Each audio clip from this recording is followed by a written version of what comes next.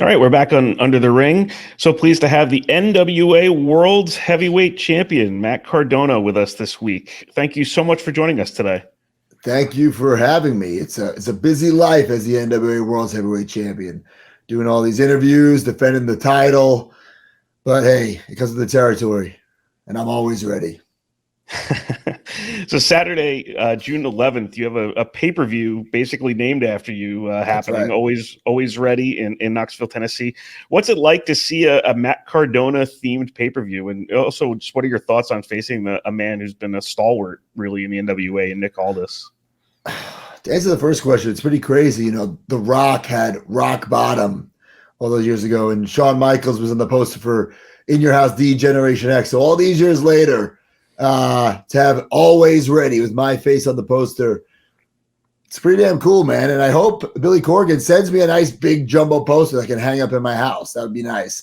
And as for Nick Aldis, listen, he's got all the tools. He was a great champion, and I mean that. He brought the NWA to new heights. He was the original savior of the NWA, but he only brought it so far. And that's where I came in, and that's why I'm here. I'm here to save the NWA. Nick doesn't like that. Nick doesn't like that it's me doing this interview today. And I get it. NWA is his baby. It's his house. It's my house now. How have you found wrestling in the NWA? How have you found Matt Cardona fitting into that particular environment and that particular promotion? The first event I did, where I laid out Trevor Murdoch, I could tell backstage I wasn't well received. They didn't like me there. And we did a bunch of tapings where what I love about NWA, there is no script. There are no writers. There wasn't even an outline. It was just, okay, Matt, you're going to talk in this segment, go. And I was speaking my mind. I was saying things like, I thought NWA sucked as a kid. I thought it was old and dated and boring then. And I was saying that I still think it sucks now. It's still old and dated and boring. And I can tell a lot of people were not happy about that. But that's fine. I'm not in NWA to make friends. I'm not in NWA to make fans. I'm in NWA to make money and to win championships. And look, I'm the champ. I have the 10 pounds of gold. I am the champ. So I'm doing something right. What's really cool with you and your persona is that I can completely see you fitting in pretty much any company in wrestling that I can think of in some scenario or another. And it's really kind of what you're doing right now, jumping around with NWA to Impact, and you've done some stuff in GCW. And I could easily see you, if I really wanted to think about it, in other promotions too. How do you adjust to that when you're kind of putting Matt Cardona into different environments? I think I'm one of the best wrestlers in the world. I think my track record speaks for that. Maybe I didn't win all the titles, or maybe I didn't win all the matches, but I'm still here.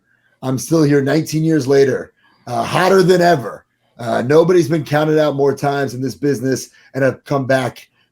Nobody has come back more times than me, because I don't quit. I just keep fighting and I keep grinding. And now, it's 2022. I am the NWA World's Heavyweight Champion. And whether it be NWA or Impact or GCW or some random indie in West Virginia, or if AEW or WWE called me, I would fit in anywhere and thrive, because I know my abilities and I'm capable of so much. I am super confident and I know what I can do. That's why I've been here for 19 years. And I really appreciate the hustle you've had in your post WWE career, working in all those places you said, also doing your major figure pod, working in even, Create a Pro, I think NYWC, once that I can think of at least. Is it exhilarating to do the type of creating you've done? Is it exhausting? And then how satisfying is it? Well, I mean, it's definitely exhausting. Like, for instance, last night we recorded the Major Wrestling podcast. I'm sure this will be up on social media. I fell asleep mid-podcast because I've been just going. But it's not exhausting and like, oh, I got to do this today. No, I want this. I signed up for this 19 years ago. And now, finally, today I have all these interviews to do. This is my second of 4 today. I have to go to the gym. I have to do stuff for the podcast. It doesn't stop. And that's what separates me from a lot of the superstars or wannabe superstars, really, is that it doesn't stop when I'm off the road. the road's the easy part. It's easy, to find a Denny's, type in LA Fitness in the GPS, go to the show, sell some gimmicks, get paid. That's easy. The hard part is on your days off where you're tired and you're beat up and you just want to sit on the couch and watch Netflix all day. But no, you got to go to the gym. You got to do these calls. You got to push forward, because I do other things besides, bell to bell in the ring. I do the Major Wrestling for a podcast. I have all these other opportunities, and that's because I'm making them. Nobody's handing them to me. It's because I'm working for them. So am I exhausted? Yes, but I love it. I want to be more exhausted, if that makes sense. And I've said this to some other people in the past too, but you mentioned it a little bit there. You're so good at the wrestling things that are not wrestling. Obviously you're great at the in-ring bell to bell, but and you've been that guy for a long time. And you look back to see True Hollywood Story to now, you were doing this stuff in 2011, which I don't think a lot of people were thinking about back then. So how is kind of the wrestling internet scene changed since then? And how do you constantly keep yourself ahead of it? So the Z True Long Island Story, 2011. I'm not going to bore everyone with the story. I wasn't happy with my position in WWE. I didn't walk out mid-Raw. I did something about it. I changed my future. I worked my ass off. I took a chance. And I started that show, that YouTube show. It was all me, editing it, writing it, filming it, putting it out. And the fans took to it because this was organic. The fans saw that I was doing it. They saw the quality. And by quality, I mean like production quality was not good. They could tell that it wasn't just me going to Raw, going to, the pre-tape room, and then like someone in Stanford would edit this. This was me. And they appreciated that. And I formed this bond with a lot of fans I still have to this day.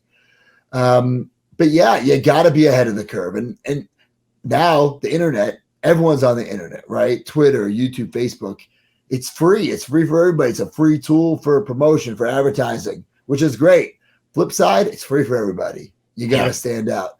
You got to figure out a way to stand out to make people recognize you. So that's tough, but I'm up for the challenge. And I'm pretty sure I just called that the Z True Hollywood Story, and it's actually the Long Island Story. And I'm a native Long Islander, which is even more ridiculous. Yeah. So, yeah. Whoops.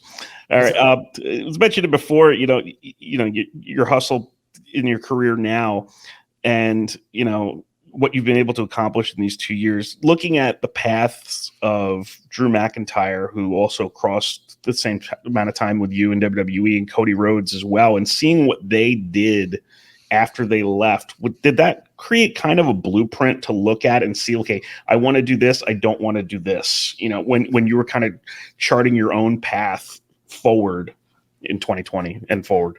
There's no denying that both of those guys, instead of feeling sorry for themselves, they went out and they changed their life, changed their career. And I respect the hell out of Drew and Cody, but I'm doing this my way. They definitely set the standard and proved it can be done, because for the longest time, and even guys who were released the same day as me, there are people, what the f- are they doing now? And that's on them. As Scott Steiner would say, I have no sympathy, because you didn't bust your ass. You didn't get it done. We all got fired during the pandemic, pal. Right? We all did. We all had nowhere else to work, but I made it work. And I'm a firm believer that anybody can make it work if they put in that effort. So yeah, Drew and Cody, now they're back in WWE better than ever. I mean, Cody has a countdown to Cody clock, right? The Cody's gonna be on Raw in 30 minutes. I mean, it's incredible. He says it all the time. Undesirable to undeniable. And yeah, I definitely, I look to them like, say, these guys can do it. There is a way back, but my goal is not to get back. I don't do things every day like, oh, what can I do to get back to WWE, or what can I do so Tony Khan calls me? I don't get. Would I take a phone call from Vince or Tony? Of course. I'd be lying if I said I wouldn't. I'd be lying right now if I said I never wanted to wrestle in Madison Square Garden again. I'd be lying if I said I never wanted to have another WrestleMania moment. Of course I do. But I'm not living my life and my career just trying to get back there. Oh, what can I do to get back to WWE? I don't care. I don't live like that, because I am proving, just like 10 years ago, I proved you didn't need the company to make you the chosen one to be a star. I'm proving now you don't need WWE or AEW to be a star. I would argue that I'm the hottest and most popular I've ever been in my 19-year career. My bank account would definitely prove that.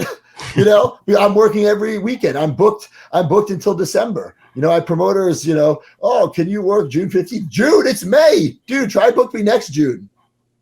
And that's because I'm busting my ass. So like, it's been a wild ride and it's so much fun and I'm so busy and I love it. I love this business. I love everything about it, the highs and the lows. And I'm grateful for all those highs and lows because it's made me who I am today. It's made me tougher. I'm not just saying in the ring, bell to bell. It's just tougher. I am if that makes sense. All right. So what are your ultimate goals now? You know, my ultimate goal is to prove you don't need a major wrestling company to be a superstar. I think I've already proved that. I will continue to prove that. I want to open the doors for other people to live their dreams and not necessarily worry about getting that WWE or AEW contract. Of course, like there's nothing wrong with wanting that. Yeah. But I want to prove that you don't need it, that you can still be successful, still have that fame, still have that money, still have that fun, right? I believe success is not I believe that success is not defined by dollar signs, it's defined by happiness, right? And of course, we all need money. We all want money. Money's nice. I just wanted this beautiful honeymoon. I couldn't have done it if I didn't have money, right? But I want to wake up every day happy, and not just like happy with my storyline, just like generally happy. And I get to, because every day, like I'm working, I'm doing these interviews, I'm doing whatever, but I'm doing what I want to be doing. I'm my own boss. I'm controlling my own destiny, and I'm getting these opportunities that I've always wanted. And all I've ever wanted was an opportunity. And whether I'm creating them on my own or not, it doesn't matter. I have them, and I'm going to do my best to capitalize on them. I mean, because at the end of the day, it's all timing, time and place within the wrestling industry, and it's all about, you know, putting yourself in the best position to succeed as you can. Like you said, you're not going to say no to an opportunity, but you're going to create your own. Right. Well, you know, I mean, if I'm reading what you're saying, you know, accurately. Yeah. And my nickname is Alwayz Ready. It's not a gimmick. It's not a hashtag. I am always ready. In this crazy business, I say this all. I was just telling someone at Creative Pro the other night, this young up and comer. I was telling him, listen, in this crazy business, there are 3 things that you can 100% control, right? Your physique. No one can say you can't work out, you can't look good, right? So you can control that. Your gear. No one's going to say, well, you can't have the nicest gear on the show. You can't have new gear every week. So you can control your gear, your physique, and your attitude. If you're going to have a bad attitude and boo-boo face, that's on you, pal. You know, you can lose every match. You can have the worst position. You can get quote-unquote buried. But if you can have a good attitude, it'll change your whole perspective, not just on your position in that company, but in life. And if you control and try to master those 3 things and be always ready, when you do get that opportunity, right there, right? For instance, Intercontinental title, WrestleMania 32. I was doing nothing on Raw, and I got that opportunity. What if I wasn't ready, right? Luckily I was, and not luckily, I busted my butt for that. Great attitude, great gear, great physique. And when I walked down that aisle of WrestleMania, I was a star, and I won the Intercontinental title. It's all about, it's about timing, but it's being always ready. When you're mentoring that next generation of guys, obviously everything you just said should resonate with just about anybody in any field too. It doesn't even exclusively have to be to wrestling. To just take the most of, you know, the time that you get, which was what you did at WrestleMania. Right. But when you're mentoring that the next generation, is there anything you call back to from your own breaking in where you kind of say, you know, if somebody would have said this to me, or even just different mentors that you had earlier in your career? It's such a different era because now the internet is so big. You don't have to send tapes and 8x10s to promoters. You know, you can just send them a link. It's such a different era. So it's a loaded question. The one thing that I wish not that I didn't know, because I had a great teacher. Mikey Whipwreck was great. He was my teacher. He was at ECW Original. He taught me everything I needed to know. He taught me and also Bill DeMott from Deep South Wrestling, my developmental time in WWE.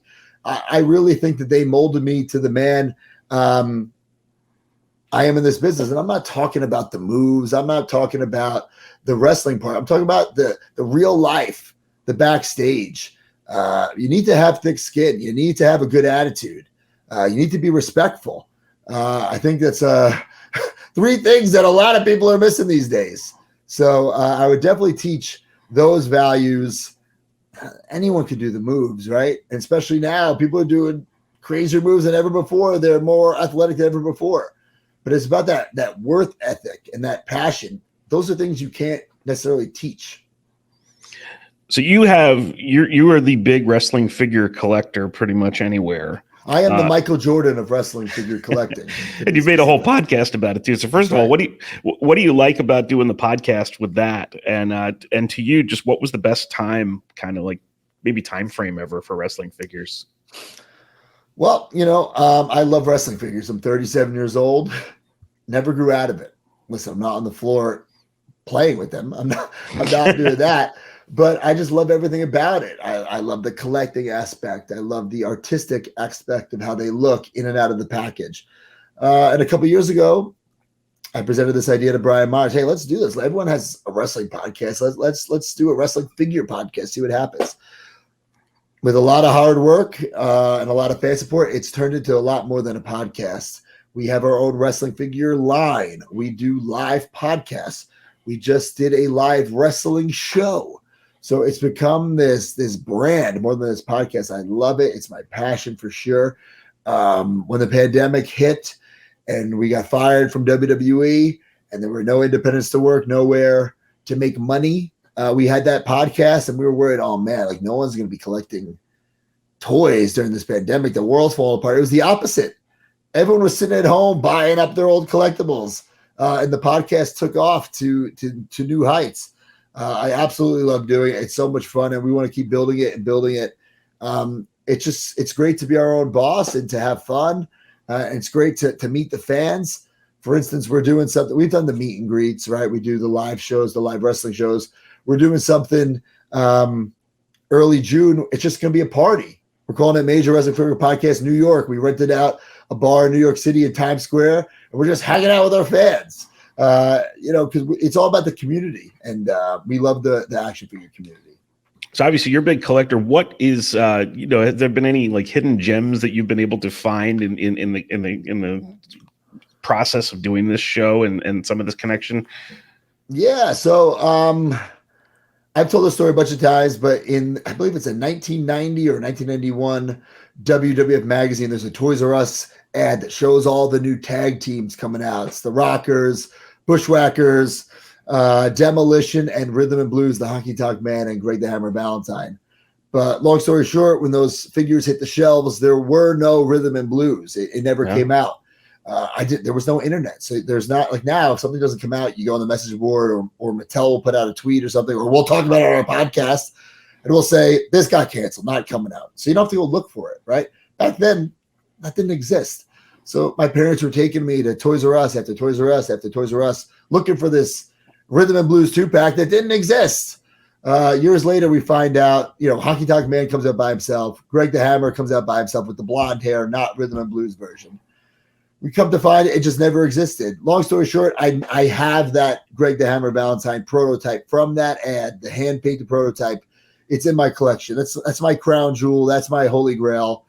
Not because I'm a big Greg the Hammer Valentine fan. Not that I'm not a fan. I'm just not a fan, if that makes sense. But to have that figure that was like a mystery for so many years, that's definitely my coolest piece. Do any others of that exist that you know of? Yeah, so I believe there's been 4 or 5 that have popped up, all prototypes, all either hand painted or a sample or completely unpainted where it's all gray. Oh, wow. But this is the one from the ad. It's pretty wild. A lot of this stuff, that shows up these days because, back in the day, it was just a job for somebody. So there are people who have they worked at Hasbro or insert toy company, and maybe they saved some of this stuff. Most of it was thrown out, but maybe they find stuff in their garage or in their basement. And that's what happened with this Greg the Hammer Valentine. An ex-Hasbro employee found a box of old stuff And then it ended up being on some Facebook group. And I'm like, what is going on here? Like a hawk, I could spot Great the Hammer Valentine's leg popping up on this box. There's like this bird's eye view of this box of old Hasbro stuff. I spent a lot of money for it, but it's worth a lot of money now too.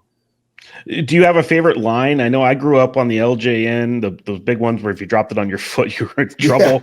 Yeah. With the King Kong Bundy. Oh, I actually told him my only documented temper tantrum in a toy store was actually at KB Toys in the 80s when my mom wouldn't get me the King Kong Bundy figure. Oh, man. And I actually got to tell Bundy that story, and he actually got a big kick out of it, too. I love it. But I had the Remco AWAs a little bit, too, when I was a kid. Like, is there anything? I mean, you seem to collect everything, but is there stuff that you prefer over others? I think I'm nostalgic towards the Hasbro figures. I had the LJNs as well. I was super young, so like I was like using them as chew toys, like biting on the fingers and stuff like that. I now have them all mint. I say let them breathe. I like figures out of the package, so I have them all nice and mint and displayed. But the Hasbros are definitely my favorite. And now, to answer a question earlier that you asked, I think now is the best time for wrestling figures because, okay, you got Mattel making WWE, which are some of the best wrestling figures to date. There's no denying that. And they're making the current guys, the legends, the flashbacks. You got Jazzwares doing the AEW. So it feels like the Attitude Era in the sense that, you got two companies making these figures. And let's pretend you're a kid playing, right? I'm 37. Let's pretend I was 7 years old. And you're collecting these figures, right? And Cody Rhodes jumps from AEW to WWE. Well, you could just use his AEW figure. You don't have to wait. Right. Or if you're an AEW figure, Keith Lee goes to AEW. I'll use my Keith Lee. I don't have to wait 2 years. It's like the best time as a kid, best time as an adult. And there's all these smaller companies now making wrestling figures. Some companies like Cella Toys and Zombie Sailor Toys are making figures like those Hasbros, like those retros. You talked about those AWA Remcos right behind me. I'll do a little plug right here. We have these figures. They're just like those Remcos. Available on ringsidecollectibles.com, the Major Wrestling for Podcast figures. We created our own toy line, Major Bendies, just like the Just Toys Bendums. And it's not just us. There's other companies too that I'm not even naming.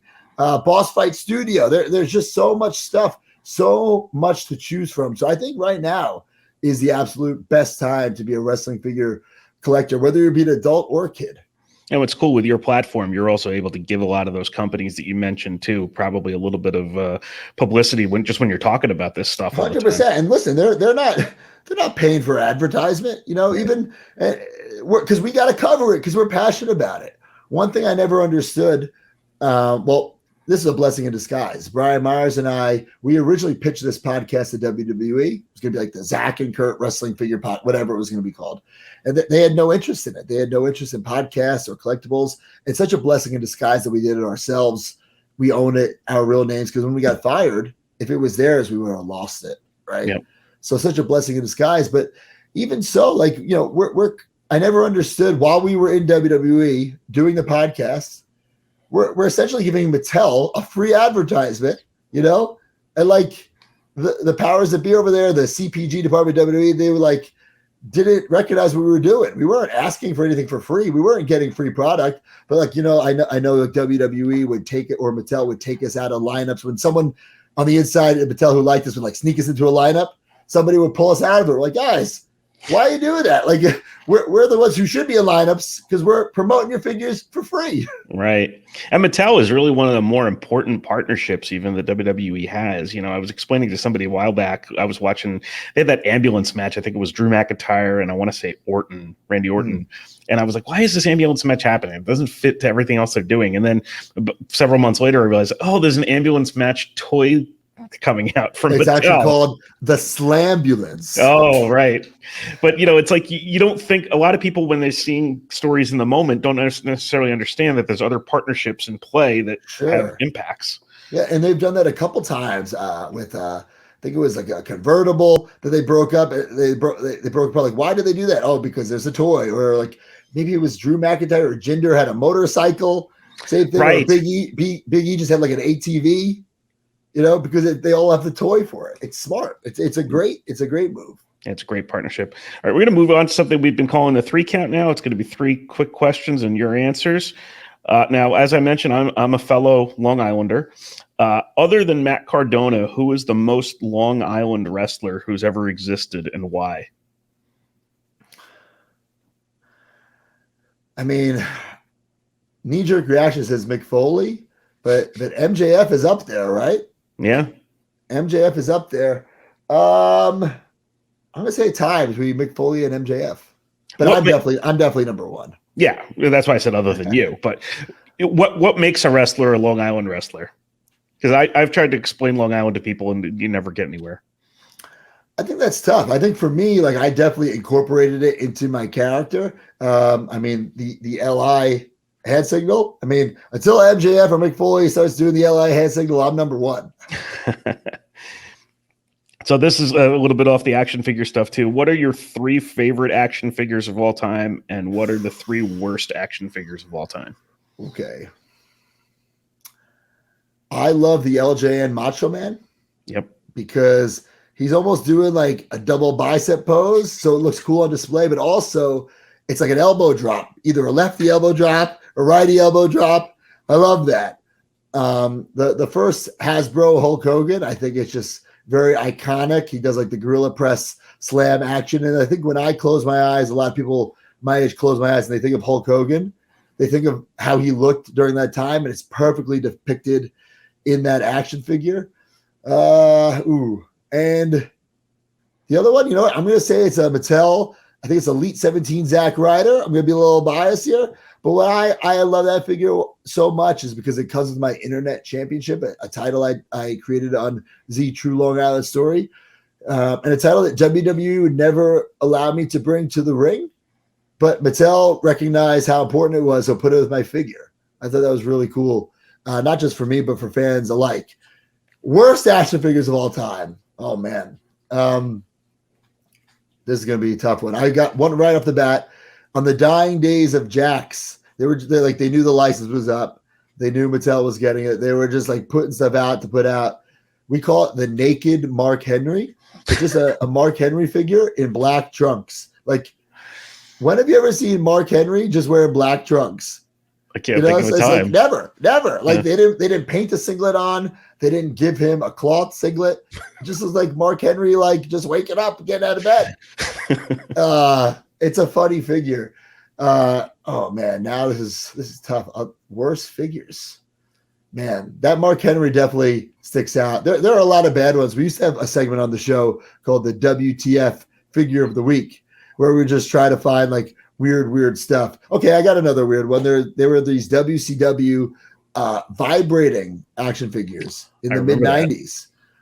And it's like they were just figures like this. They looked like LJNs, but they were like a hard plastic, and they had these little buttons on the side, and they would vibrate. So it's like, what is the purpose of this? Are you supposed to like put them together and like press the vibrating button? I don't understand. And like the way the paint was on the material, they would scratch like so, and the paint would come off so easily. Just horrible figures. So let's just say that whole line will cover 2 and 3. It was so bad. Yeah, I used to manage a toy store actually, and I remember those being in closeout years later. Now that you said that, I was like, I totally remember, and not understanding why it was a vibrating action figure. Didn't even know what was the purpose, and nobody bought it. I never understood it. All right, so the last one, you can book Matt Cardona in any territory at any time, on top at any point in history. Who is it against and why? Man. Would it be too cheap to say that I want to have Ric Flairs' last match for the NWA World Heavyweight Championship? I mean, that's the talk of the wrestling business right now. Ric Flair having one more match. Does he want to be 17-time champ? If he does, I got the 10 pounds of gold. I could put Sweet Charlotte on the line. Think about it. The Nature Boy Ric Flair versus Alwayz Ready Matt Cardona for the NWA World's Heavyweight Championship. Tell me that does not sell out an arena. No, I've heard the rumors of what the match will be, and I'm sure it's going to be a great match, right? Mm-hmm. I'm sure it's going to be fun for everybody. But don't you think his last match ever should be for the 10 pounds of gold? You know, you think of NWA, you think of the 10 pounds of gold, you think of Ric Flair, the Nature Boy. I think it'd be fitting that he goes out. I won't say on top because I beat him, but I think at least give him the opportunity to be a 17-time world's heavyweight champion. That's historic. That's history. That's the match, baby. Matt Cardona versus Ric Flair with the 10 pounds of gold on the line in Ric Flair's last match. I mean, that just writes itself, right? There's no team of writers writing that. That's a storybook ending, win, lose, or draw. Sounds good to me. How much have you been in the ring with Flair before?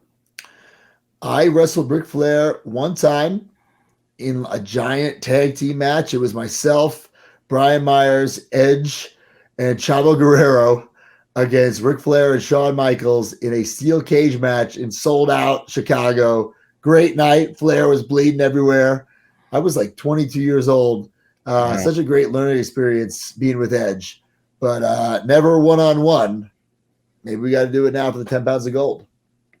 All right, so Saturday, June 11th is the NWA pay-per-view Alwayz Ready in Knoxville, Tennessee. Matt Cardona defending the NWA World's Heavyweight Championship against Nick Aldis. Matt, thank you so much for joining us today on Under the Ring Pro Wrestling Conversations. Really, really enjoyed this. Oh, thanks for having me. I hope you don't have Nick Aldis on, because he's just gonna talk trash about me, just lies. When everyone knows that I'm the good guy here. Nick Aldis is the bad guy. Nick Aldis is the guy who just, only cares about himself. I genuinely want to save the NWA. I definitely want to be the face of the NWA to save the company. Nick just wants to be the face of NWA for himself because he's selfish. He wants that title to himself because he's selfish. I want to bring it everywhere. I want to defend it everywhere. And if I'm not defending it, bring it out. Show the world I am the NWA World's Heavyweight Champion. I just went on my honeymoon, brought the 10 pounds of gold because I'm proud of it. I want the world to know NWA is hotter than ever with me as the face of the company. All right. Thank you very much, and have a great day. Thanks. You too.